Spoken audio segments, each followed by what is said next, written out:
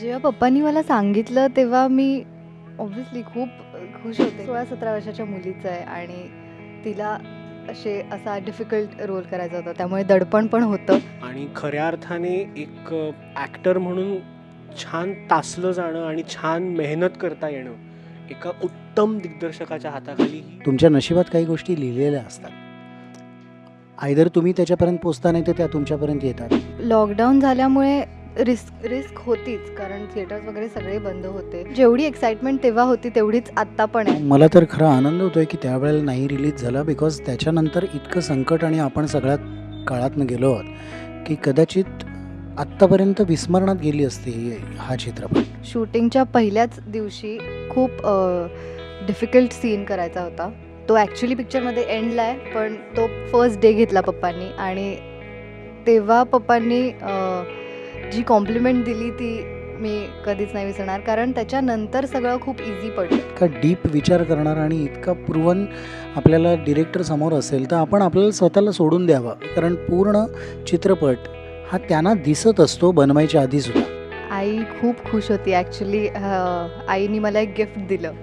आईने आईचे स्वतःचे कानातले काढून मला दिले. म्हणजे तिलाही असं माहीत नसेल की आपण जे एक्सप्रेशन्स देतो ते बरोबर आहे का चूक आहे, पण ते इतके ॲप्रोप्रिएट त्या सीनला मला प्रत्येक वेळेला मिळाले की मला काम करताना सोपं गेलं ती समोर असल्यामुळे. पांघरुण हा केवळ सिनेमा नाही आहे, पांघरुण हा एक अनुभव आहे. असं आयुष्यातही एक ठहराव लागतो. तो जर अनुभवायचा असेल तर हा चित्रपट नक्कीच पाहावाच लागेल.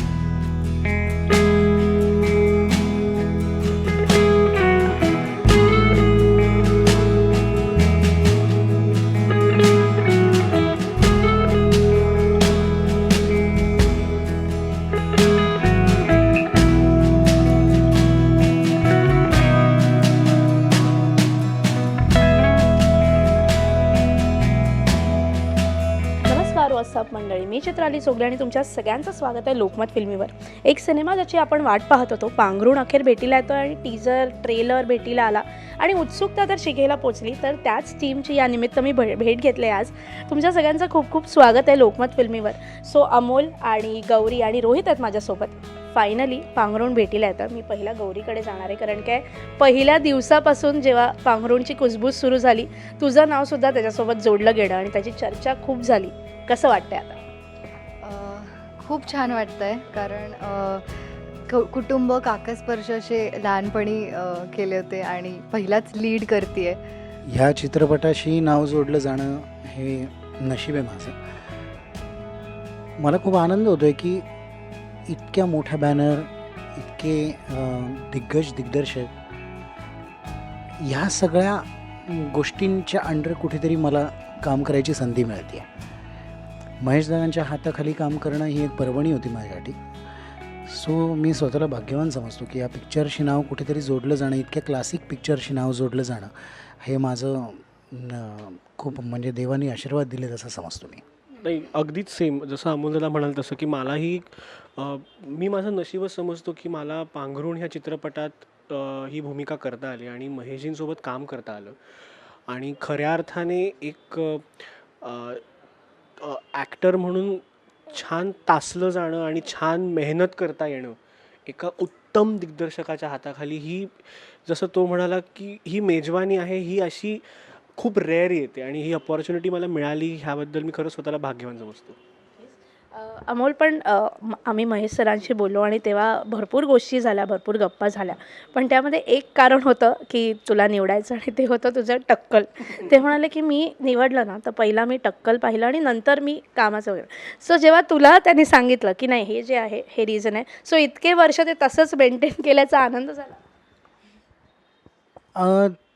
ते मेंटेन केल्याचा आनंद मी मेंटेन करतानाच मला होता, कारण मला स्वतःला ते आवडलं म्हणून आजपर्यंत मी तसंच ठेवलं आहे टक्कल.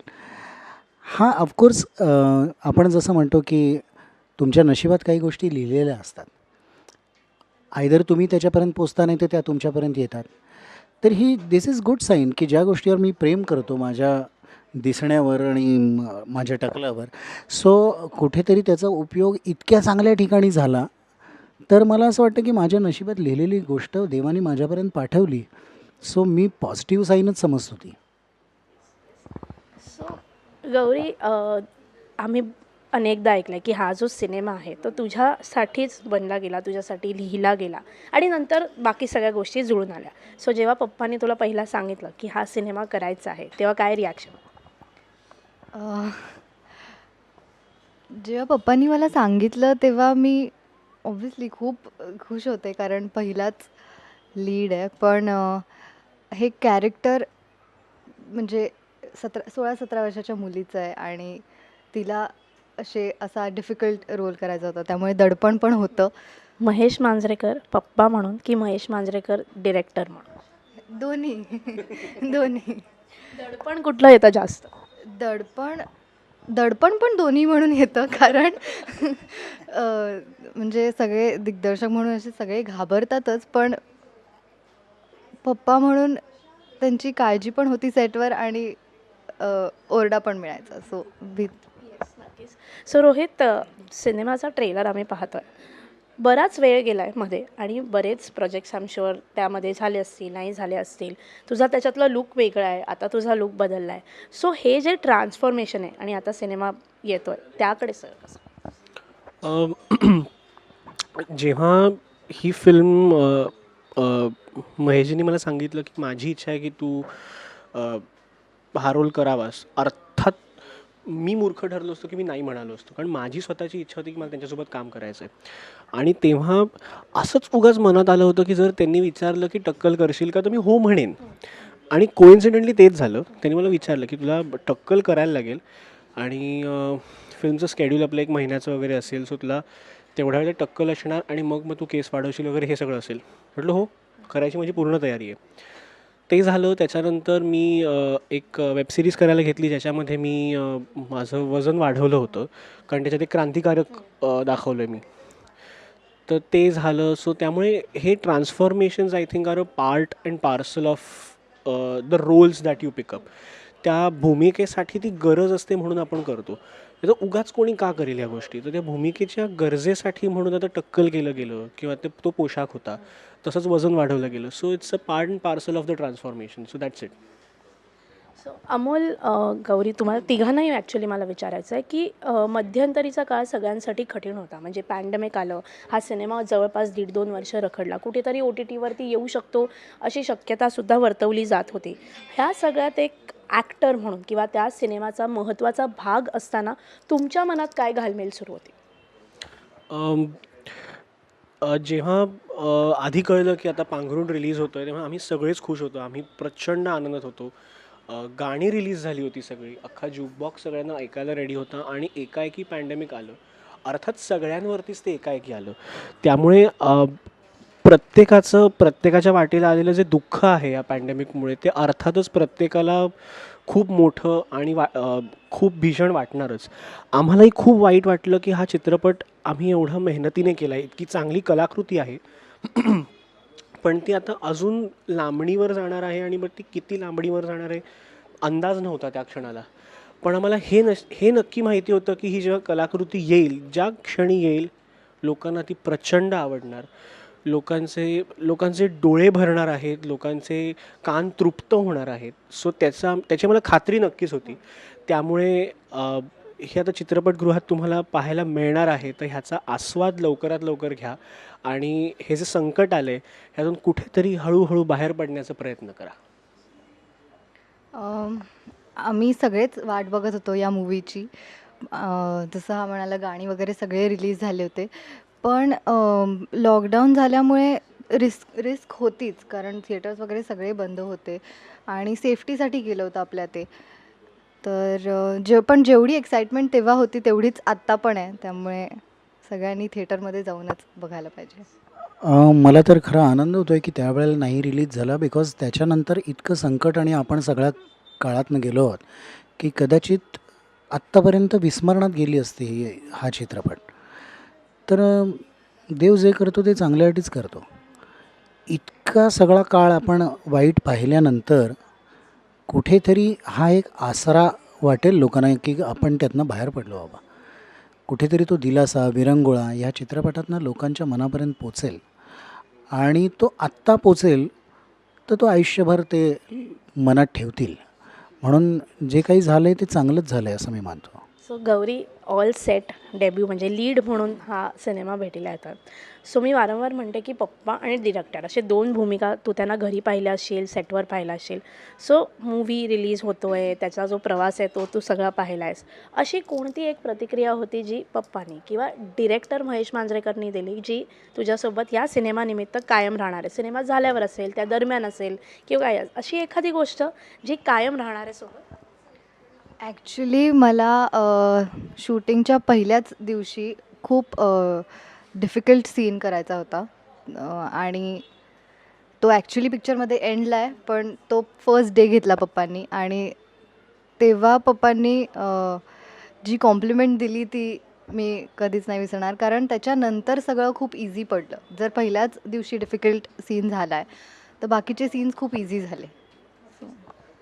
म्हणजे पप्पा जर डिरेक्टर नसते तर गौरी तशीच असती त्या सिनेमात जितक्या 100% दिले तसंच आलं असतं असं वाटतं? आय थिंक मी माझं बेस्ट ट्राय केलं असतं, पण पप्पांमुळे खूप हेल्प झाली.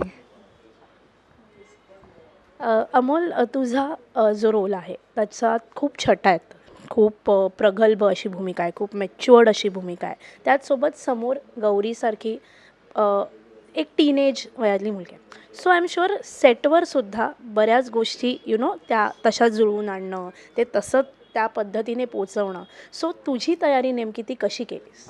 माझी तयारी असं मी नाही फारसं म्हणू शकत. कारण एखादा इतका अ, काय म्हणू आपण ज्याला की इतका डीप विचार करणारा आणि इतका प्रूव्हन आपल्याला डिरेक्टर समोर असेल तर आपण आपल्याला स्वतःला सोडून द्यावं ह्या मताचं मी आहे. की तुम्ही त्यांच्या हाताखाली ते सांगतील तसं करा, ते बेस्टच होणार आहे. कारण पूर्ण चित्रपट हा त्यांना दिसत असतो बनवायच्या आधीसुद्धा, जो आपल्याला दिसत नाही. माझं कॅरेक्टर म्हणून मी माझ्या कॅरेक्टरकडे बघीन, पण चित्रपट कसा दिसणार आहे अख्खा हे त्यांना माहीत असतं. ते तिथे न विचार केलेला बरा या मताचा मी आहे. गौरीबद्दल मी असं सांगेन, आता ती समोर आहे म्हणून नाही, पण खरंच मला असं वाटतं की ती गिफ्टेड आहे. काही वेळेला तिला स्वतःलाही कदाचित माहीत नसेल किंवा माहितीही असेल, पण मला असं वाटतं की ती आता ज्या वयात आहे कदाचित तिलाही असं माहीत नसेल की आपण जे एक्सप्रेशन्स देतो ते बरोबर आहे का चूक आहेत. पण ते इतके ॲप्रोप्रिएट त्या सीनला मला प्रत्येक वेळेला मिळाले की मला काम करताना सोपं गेलं ती समोर असल्यामुळे. जे आपण एखादा रंगमंचावर सुद्धा आपण म्हणतो की ॲक्शन रिॲक्शन खूप महत्त्वाचं असतं. समोरचा व्यक्ती काय तुम्हाला रिस्पॉन्स देतो आहे किंवा कशा ॲक्शन्स देतो आहे ज्याच्यावर तुमच्या रिॲक्शन्स अवलंबून आहेत, याला खूप महत्त्व असतं. जे गौरीसारखी मुलगी समोर असल्यामुळे मला सोपं गेलं असं मी म्हणेन. मम्माचं काय रिॲक्शन होतं? आई खूप खुश होती ॲक्च्युली. आईने मला एक गिफ्ट दिलं. आईने आईचे स्वतःचे कानातले काढून मला दिले. Yes, so yes, finally movie येतोय. आपण गप्पा तर मारतोय, तुमच्याकडून सुद्धा बऱ्याच गोष्टी कळल्या. आज या निमित्त जाता जाता प्रेक्षकांना प्रत्येकाला जर काही सांगायचं असेल, काही पोचवायचं असेल, या सिनेमासाठी काही सांगायचं असेल तर ते काय असेल? मी सांगेन की पांघरुण हा केवळ सिनेमा नाही आहे. पांघरुण हा एक अनुभव आहे आणि तो अनुभव हा फक्त अनुभवण्यासाठी तुम्हाला चित्रपटगृहातच जावं लागेल. तो तिकडेच पाहायचा असा सिनेमा आहे. कारण खूप कमाल गोफ विणला गेला आहे. संगीत, काव्य, दृश्य आणि मूळ गोष्ट. तर हा तुम्हाला अनुभवायचा असेल ना, ही मेजवानी अनुभवायची असेल तर तुम्हाला चित्रपटगृहातच जावं लागेल. तूच म्हणाला सगळ्यात, आम्ही काय बोलू. हा म्हणाला तसं की ॲक्च्युली पांघरुण हा एक अनुभव असेल तुम्हाला सगळ्यांना आणि तुम्हाला एका त्या जुन्या काळात जायला मिळेल. आणि सगळंच संगीत, आम्ही सगळे ॲक्टर्स, पप्पांनी डिरेक्ट केला आहे, त्यामुळे सगळंच तुम्हाला एक वेगळा अनुभव मिळेल. ज्यांना गाणी आवडतात त्यांच्यासाठी ही मेजवानी आहे. जे टेक्निकलरित्या चित्रपट पाहतात त्यांच्यासाठी सुद्धा ही एक परीक्षा आहे की बाबा तुम्हाला किती येतं आणि चित्रपटात किती आहे ते बघा. चित्रपट म्हणून हा सुंदर अनुभव आहेच, पण कुठेतरी आपल्या आयुष्यात ठहराव जो लागतो, आपण ठहराव या शब्दाला फार महत्त्व देतो प्रत्येक कलेमध्ये सुद्धा. गाण्यात ठहराव पाहिजे, अभिनयात ठहराव पाहिजे, तसं आयुष्यातही एक ठहराव लागतो. तो जर अनुभवायचा असेल तर हा चित्रपट नक्कीच पाहावाच लागेल. आणि मला खात्री आहे की जे एकदा पाहतील ते पुन्हा पुन्हा पाहतील. रिपीट ऑडियन्स या चित्रपटाला खूप असेल असं माझं मत आहे. सो येस, फायनली पांघरुण निमित्त आपण गप्पा मारल्या, पांघरुण भेटीला येतोय, तुमच्याकडनं सुद्धा बरंच काही कळलं.